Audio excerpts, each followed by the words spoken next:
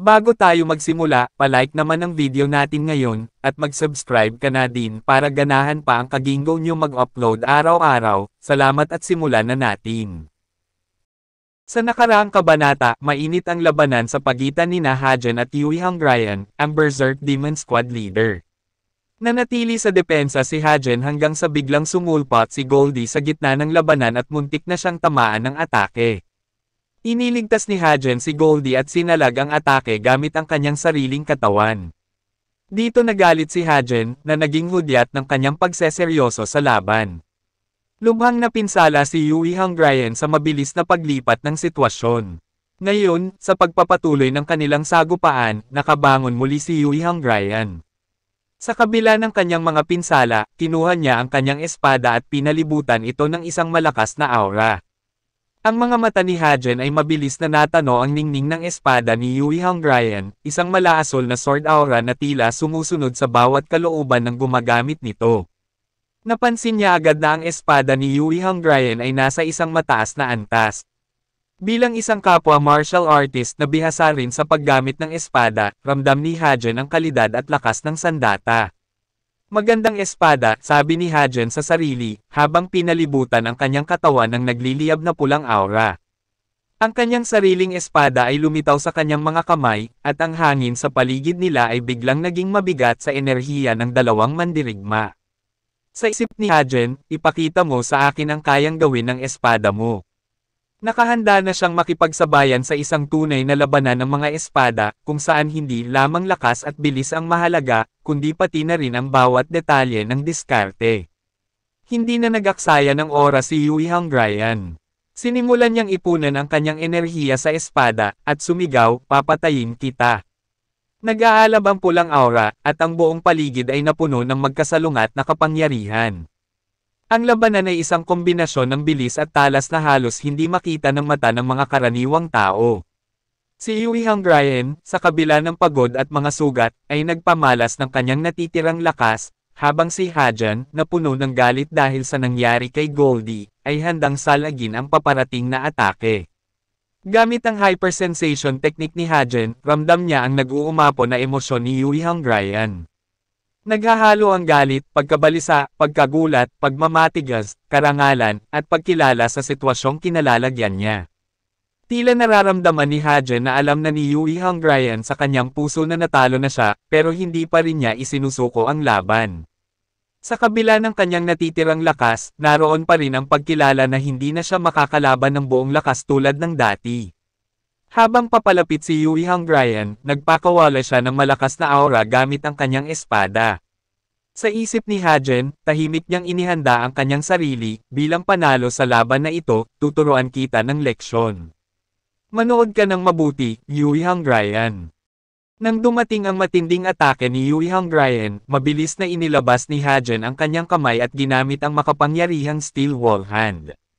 Sa isang iglap, tila napuno ng pagsabog ang bakuran ng restaurant, at nasalag ni Hajen ang buong puwersang pag-atake ni Yui Hongrian. Napatitig si Yui Hongrian sa kanya, hindi makapaniwala sa nangyari. Paano mo nasalag iyon? Napaisip siya, tila hindi maunawaan kung paano natalo ang kanyang malakas na atake. Ang kanyang espada, na dati walang sino man ang makasalag, ay parang walang epekto kay Hajen. Ngunit si Hajen, kahit kalmado, ay aminado rin na hindi basta-basta ang lakas ni Yui Hongrian.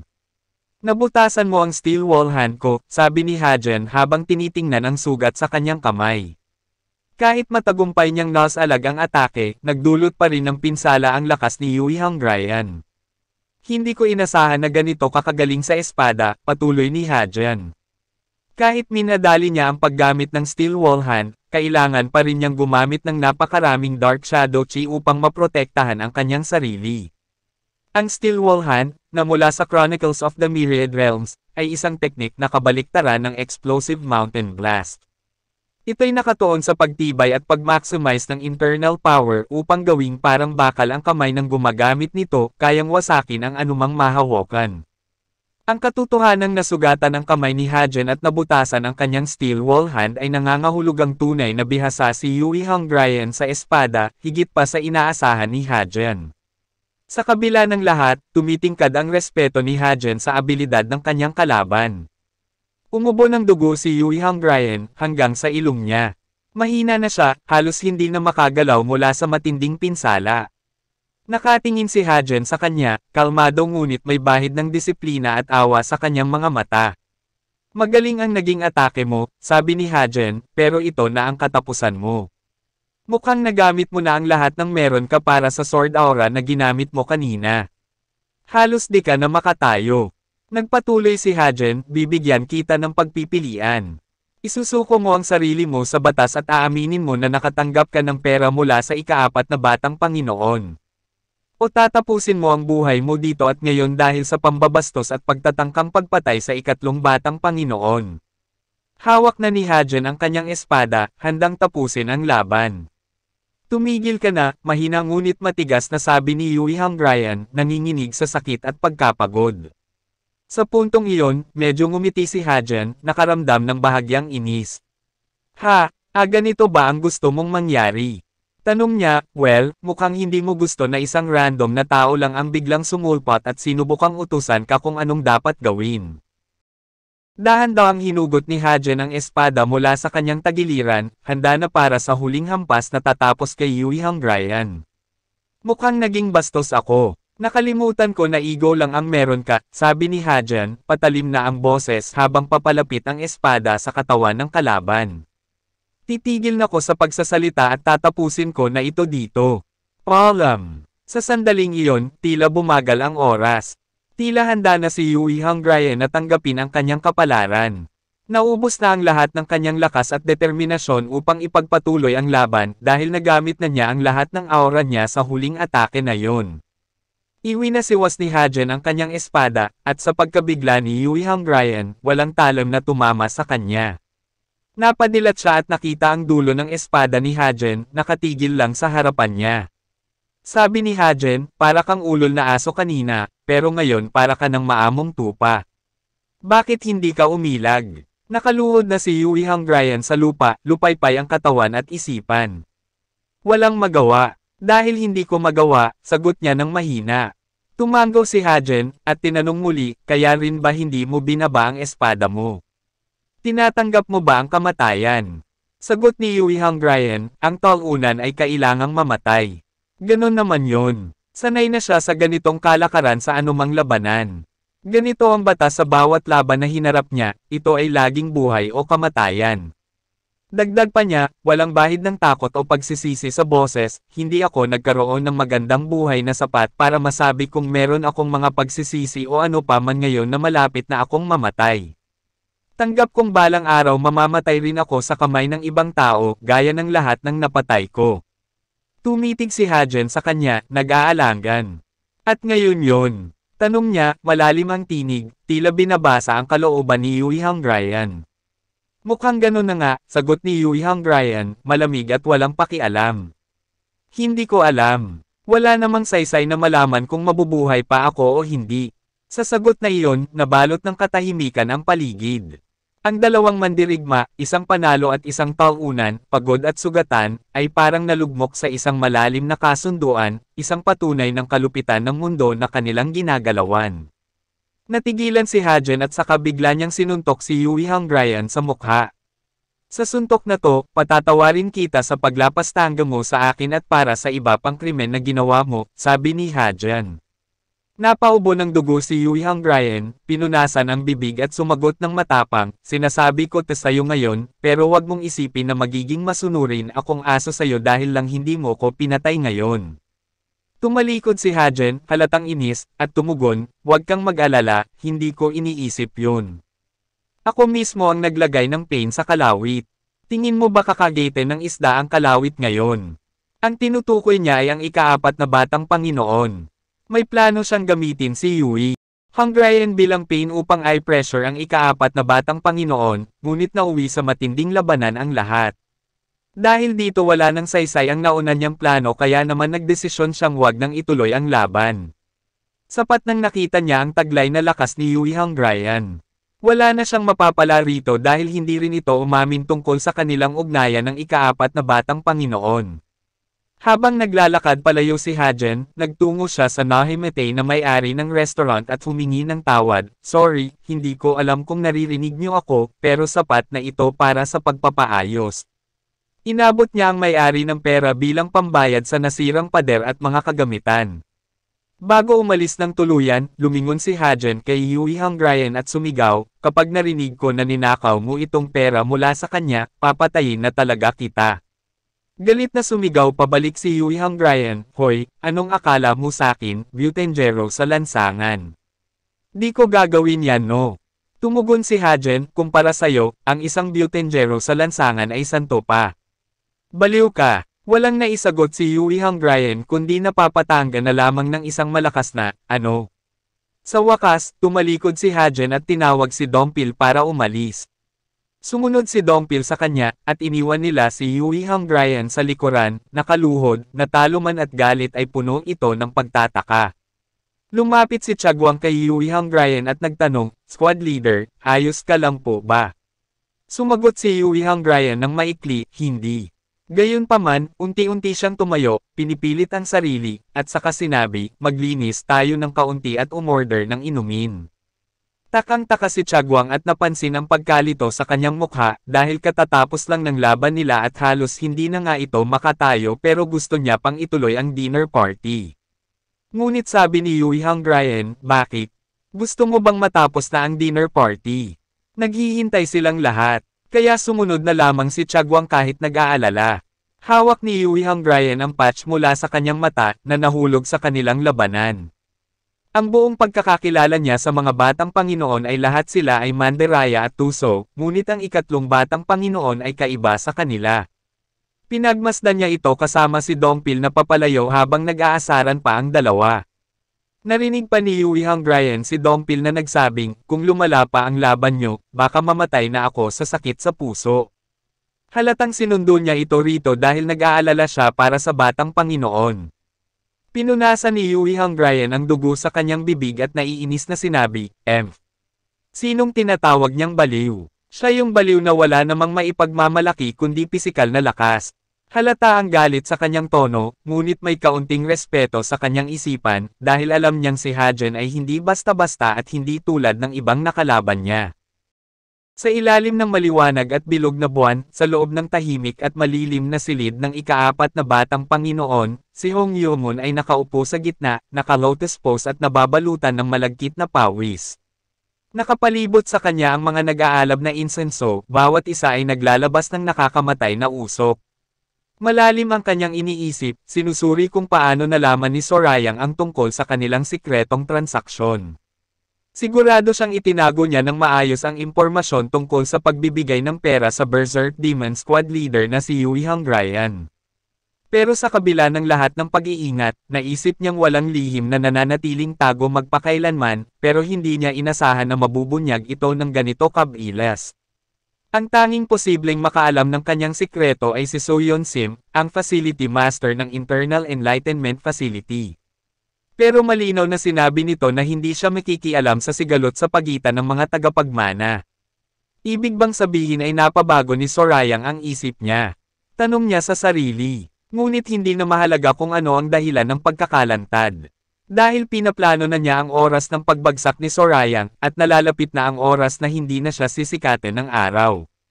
Plano niyang mapabilis ang tangkang pagpatay rito.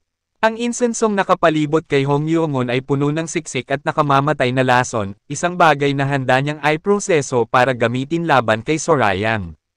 Lumutang siya sa ere sa kanyang lotus pose, napapaligiran ng malalaking ulap ng lilang aura na kumakalat mula sa kanyang katawan. Ang laso na ito ay naglalaman ng kapangyarihang pumasok sa baga ng sinumang biktima, unti-unting pinaparalisa ang katawan hanggang sa maramdaman ng biktima ang hindi matitiis na sakit bago tuluyang mamatay. Si Hong Yumon ay positibo sa planong ito na kanyang inihanda para sa mga kalabang disipulo.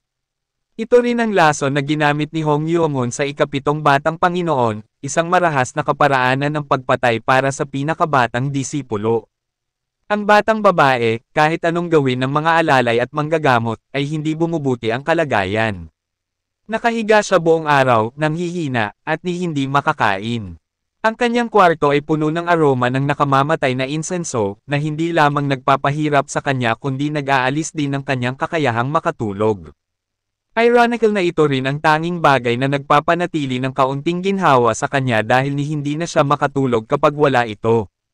Ang mga katulong ay walang magawa kundi mag-alala para sa kanya, walang solusyon sa sakit na dulot ng lasong insenso. Samantala, ang parehong uri ng insenso ay ibinigay ni Shinwei kay Anghua para ilagay sa silid ng ikatlong batang Panginoon habang ito ay natutulog.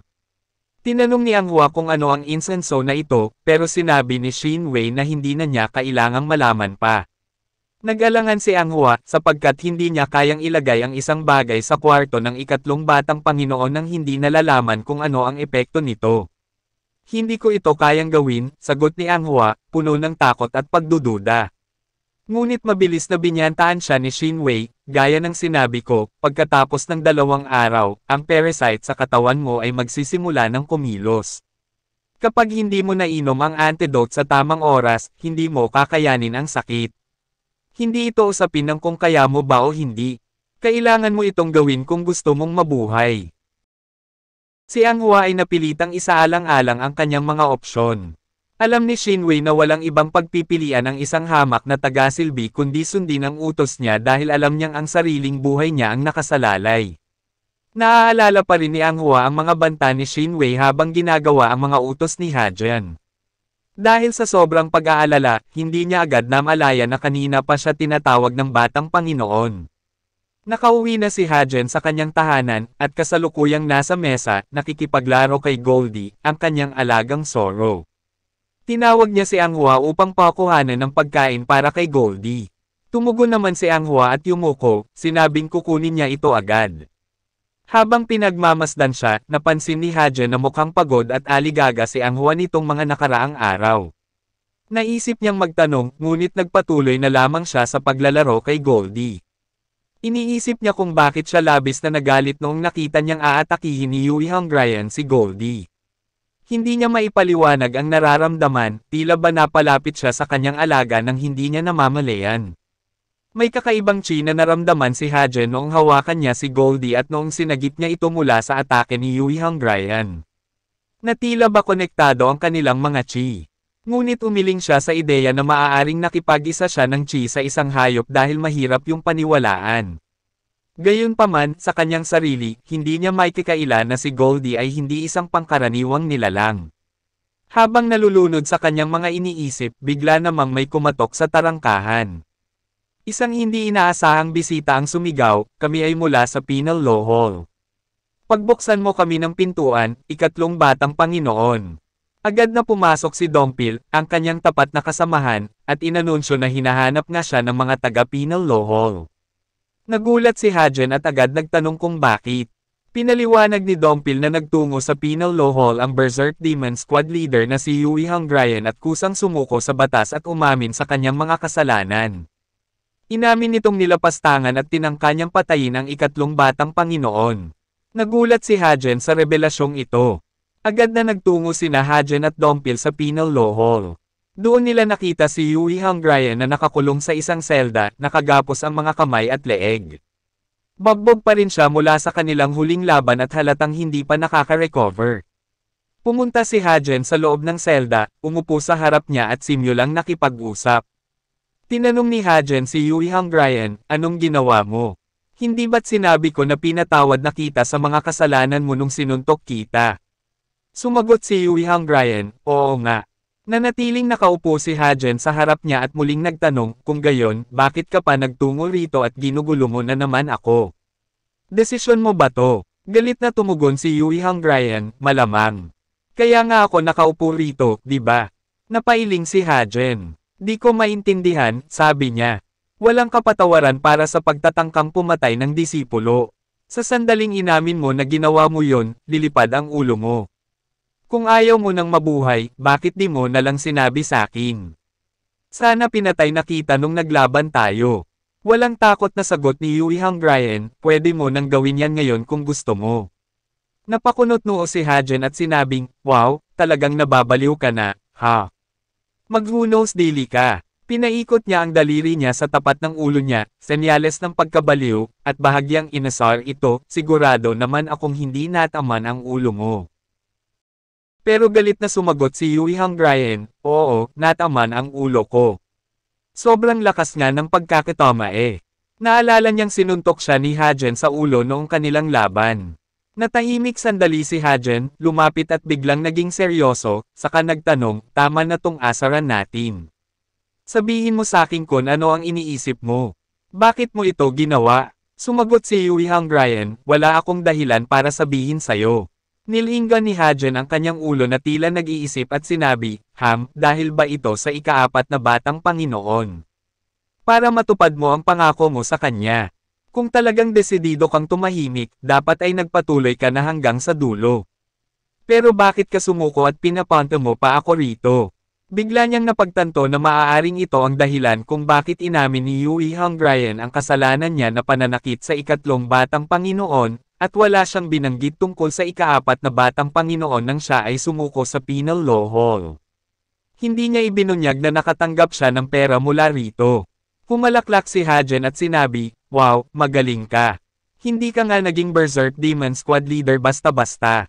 Ang kanyang napagtanto ang sumagot sa mga tanong niya sa isipan, at alam niyang ito ay magbubukas ng mas malalim na diskurso sa kanilang dalawa, isang pagkakataon upang suriin ang kanilang mga motibo at layunin.